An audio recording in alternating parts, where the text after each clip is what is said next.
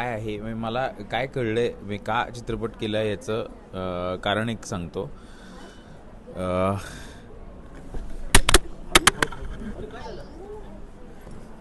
हां, व्हिज्युअली परिणाम जो होतो ना तो दाखवायचा होता. तर आता पडल्यानंतर मी काही लोकांना असं हसू आलं, पडला. काही लोकांना वाटलं अरे पडला, अरे काय झालं पडला. तर जे समर्थ रामदास स्वामींनी सांगितलेलं आहे आणि जे आपण वाचतो किंवा जे ऐकतो, श्रवण करतो किंवा जे आहे, तर ते संस्कार लोकांपर्यंत होण्यासाठी आता व्हिज्युअली पोचणं खूप गरजेचं आहे. आत्ता अशी परिस्थिती आहे की संस्कारही पडत आहेत आणि मी जसं आता परत उठून उभं राहिलो तसं तेही उठून उभे राहतील. मराठी चित्रपट पडला की अनेक लोकांना आनंद होत होता, आता चित्रपट उभा राहतोय, तर त्या माध्यमातून आपण येतोय. आणि देशाबाबतीत पण मला तसंच वाटतं की पडल्यावर काही लोकांना आनंद होतो, तर आता तो उभा राहतोय. तर या गोष्टीसाठी हा चित्रपट बनवला आहे असं मला वाटतं. आणि ते करत असताना खूप वेगळ्या पद्धतीच्या अनुभूती आल्या, खूप वेगळ्या पद्धतीचं शिक्षण झालं, जे कधीच वाचनात आलं नव्हतं त्या गोष्टी वाचनात आल्या. आणि प्रामाणिकपणा 100% होतात. स्वतःच्या सत्याच्या सगळ्यात जवळ पोचण्याचा प्रयत्न म्हणजे हा चित्रपट आहे. मी मुळात एक सांगतो की हा चित्रपट नाही आहे. आम्ही जेव्हा हे काम सुरू केलं तेव्हा रवींद्र सरांचं एक वाक्य होतं की आपण ही सेवा म्हणून करूयात. आणि चित्रपटाशी कुठेही प्रतारणा न करता, चित्रपट ह्या माध्यमाशी प्रतारणा न करता प्रामाणिकपणे एक चांगली गोष्ट रंजकपणे सांगायचा प्रयत्न करूयात.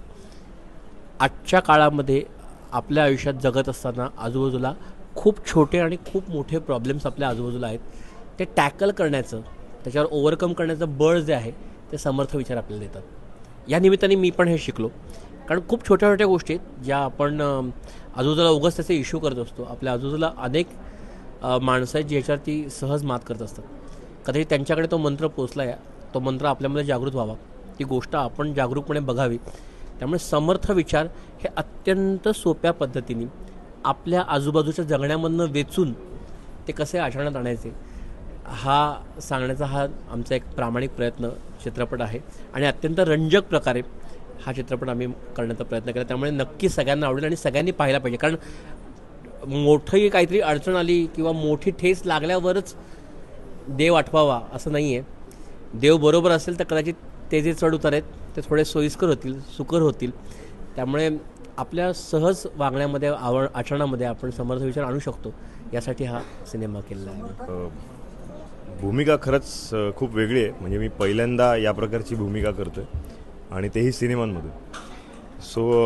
म्हणजे पहिल्यांदा म्हणजे वर्षाची सुरुवात होती आणि खरं तर अमोलदादाचा फोन आला मला, अमोल भगत यांचा, की असं असं आपण सिनेमा करतो, हार्दिक जरा भेटायला ये.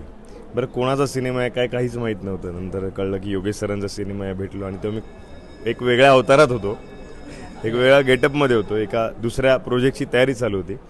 आणि जेव्हा त्यांनी मला सांगितलं की आपल्याला या पर्टिक्युलर तुझं जे कॅरेक्टर आहे त्यासाठी तुला केस कापावे लागतील, आणि मी ते केस जवळजवळ 6 ते 8 महिने मी वाढवले होते, की एक एक्सपेरिमेंट मी स्वतःसाठी करत होतो. पण जेव्हा म्हणतो ना आपण की खरंच आपल्या मनामध्ये, मला असं वाटतं की प्रत्येकाच्या कुठेतरी मनात समर्थकांचे विचार आहेतच. आणखी लहानपणापासून म्हणजे आपण जन्माला आल्यापासून कुठे ना कुठे आपल्या घरातून, आपल्या थोरा मोठ्यांकडून आपल्या मनामध्ये रुजवले गेलेले असतात. फक्त ते जागे होत नाहीत असं मला वाटतं. आणि जेव्हा त्यांनी मला सांगितलं की आपण समर्थ ही फिल्म करतो आहे किंवा हा चित्रपट जेव्हा आपण करतो आहे, मी म्हटलं तुम्ही सांगाल ते मी करायला तयार आहे. मला पात्र पण सांगू नका, येऊन जायचं असेल तरी मी करीन, पण मी तुमच्यावर काम करणार हे नक्की. आणि खूप वेगळ्या प्रकारचं आहे पात्र. काय एक जरा सस्पेन्स आहे, पण मी ते आपण आत्ता नाही बोलणार नाही, कारण की हे पात्र मी पहिल्यांदा साकारतो आहे. आणि खूप मजा आली, खूप शिकायला मिळालं. सगळे दिग्गज कलाकार, संपूर्ण टीम खूप छान होती आणि प्रत्येक दिवशी काही ना काही नवीन शिकायला मिळालं. आणि खूप अभिमान वाटतो की समर्थांच्या या विचारांच्या प्रवाहामध्ये आपलंसुद्धा नाव जोडलं गेलं, त्यामुळे एक अभिमानाची गोष्ट वाटते मला. खरं सांगायचं तर आत्तापर्यंत जे चित्रपट करत गेले, बिनधास्तमध्ये एकदमच वैजू म्हणून जी होती ती मोटरबाईक चालवणारी, एका बाल्कनीतनं दुसऱ्या बाल्कनीत उडी मारणारी, अशी सगळी एकदम होती. कायद्याचं बोलामधली जी होती ती एकदम काय म्हणू आपण इंग्रज आलेली अशी कॅरेक्टर होतं.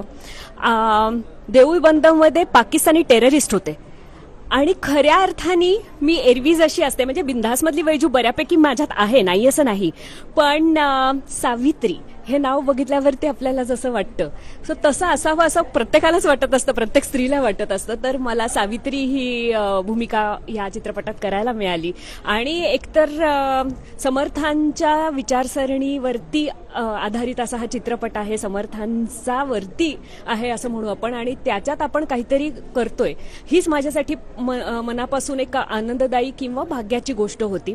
त्यामुळे मी मागे म्हटलं तसं की आत्ताच योगेश सरांनी सांगितलं की माझी सगळ्यात लास्ट मिनिट एंट्री होती त्या चित्रपटातली किंवा काय, तर वेगळी अभिनेत्री ही एक भूमिका करणार होती पण तारखांचा गोंधळ झाला आणि म्हणून ही भूमिका माझ्याकडे आली. त्यामुळे मी स्वतः समजते की समर्थांची इच्छा होती की त्यांच्या चित्रपटात मी असावं म्हणून ही भूमिका माझ्याकडे आली. आणि खऱ्या अर्थाने त्यावेळेला मी हे जेव्हा मला कळलं म्हणजे अमोल भगतनी मला जेव्हा फोन केला आणि विचारलं की असा असा चित्रपट होतोय, तुझ्या एक तर तारखा आहेत का, कारण पहिला गोंधळ त्याच्यावरच झाला होता, सो तारखा आहेत का आणि समर्थांच्या म्हणजे त्यांच्या विचारसरणीवर आधारित हा चित्रपट आहे तर तू करशील का, तर मग मी तुला आधी तारखा असतील तर कथा सांगतो आणि मग तू ठरव की तुला करायचंय की नाही. तर समर्थांच्या आयुष्याची संबंधित काहीतरी घडतंय म्हटल्यावरती मी त्याला कथानक विचारलं नाही, माझी भूमिका त्यात काय असणार आहे विचारलं नाही आणि मी त्याला सांगितलं की मी करते. त्याचं कारण 2-3 प्रकारे आहे की मी एक कथक नृत्यांगना आहे, त्यामुळे मी फार मोजकेच अभिनयातल्या गोष्टी करते. मी तुम्हाला दैनंदिन मालिकात बिलकुलच दिसत नाही आणि हे मी कॉन्शियसली ठरवलेला डिसिजन आहे जो मी 12 वर्षापूर्वी बिंदास केला तेव्हाच ठरवून टाकलेलं होतं की मी दैनंदिन मालिका करणार नाही, कारण नृत्याचा रियाज महत्वाचा आहे म्हणून. त्यामुळे नृत्याचे जे संस्कार असतात शास्त्रीय नृत्याचे त्याच्यामध्ये अध्यात्माशी निगडीत गोष्टी असतात. तुमची ती बैठक आपोआप तयार झालेली असते.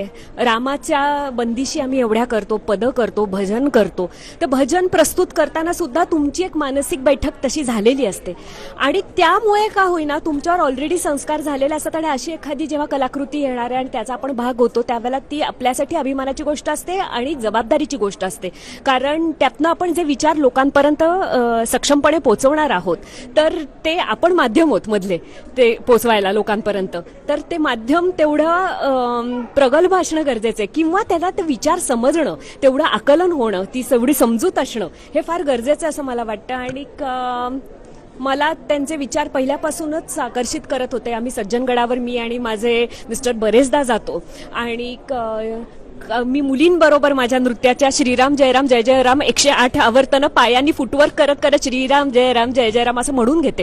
सो माझ्यात ते इतकं ऑलरेडी होतं तो अंश त्यांच्या ह्याच्याचा विचारसरणीचा की जेव्हा हे कळलं त्यावेळेला मी लगेच हो म्हटलं आणि पूर्ण अनुभूती मला या चित्रपटाची एक सकारात्मक ऊर्जा देणारी होती एवढं मी नक्की सांगेन.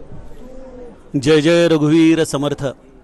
आज ज्ञानप्रबोधिनी विद्यालयामध्ये समर्थ या मराठी आगामी चित्रपटाच्या पोस्टरचा अनावरण प्रसंग आणि त्यानिमित्ताने सज्जनगडचे मुख्य स्वामी इथं उपस्थित होते, त्याचप्रमाणे आदरणीय चंद्रतनय दादा आणि ज्ञानप्रबोधिनी शाळेचे सर्व अभ्यासू विद्यार्थी आणि त्याचप्रमाणे प्राचार्य यांच्या उपस्थितीत हा सोहळा पार पडला. आज या चित्रपटासाठी सगळे मान्यवर कलाकार आणि चित्रपटाचे दिग्दर्शक योगेश फुलफगर देखील उपस्थित आहेत. चित्रपटाचा निर्माता होण्याचं एक निमित्त मात्र मला साधन मिळालं. हा खरं तर मी चित्रपट व्यावसायिक नाही आहे किंवा चित्रपट काढणं हा माझा काही छंदही नाही आहे, पण माझे सद्गुरू श्री ब्रह्मचैतन्य महाराज गोंदवलेकर ज्यांच्यामध्ये आपण समर्थ रामदास स्वामींचंच रूप बघत असतो, त्या ब्रह्मचैतन्य गोंदवलेकर महाराजांच्या जीवनामध्ये समर्थांचं तत्त्वज्ञान त्यांनी जीवनात जगून दाखवलं. आणि आज अशांततेच्या काळामध्ये खरं तर मनाचे श्लोक, आत्माराम, दासबोध हे सगळे ग्रंथ मनाच्या स्वास्थतेसाठी आहेत आणि ती मनाची स्वस्थता जनमानसामध्ये मिळावी. समर्थ हे केवळ एक व्यक्ती नाही आहे, ते एक तत्त्व आहे. ते त्यांच्या ग्रंथामध्ये गवसतं, पण आजच्या काळात ग्रंथ कोणाला वाचायला वेळ आहे. त्यामुळे ह्या ग्रंथाचं तत्त्वज्ञान रंजक पद्धतीने लोकांसमोर यावं या एका उद्देशाने आपण हा समर्थ चित्रपट निर्माण केलेला आहे. आजची जी तरुण पिढी परमार्थाला एक निरर्थक किंवा म्हातारपणी करायचा विचार समजते, अशा तरुणाईने जर या विचारांचं सहाय्यभूत केलं तर त्यांच्या करिअरमध्ये त्यांना किती मोठी ग्रोथ मिळू शकते हे या चित्रपटातून आपण दाखवण्याचा प्रयत्न केला आहे.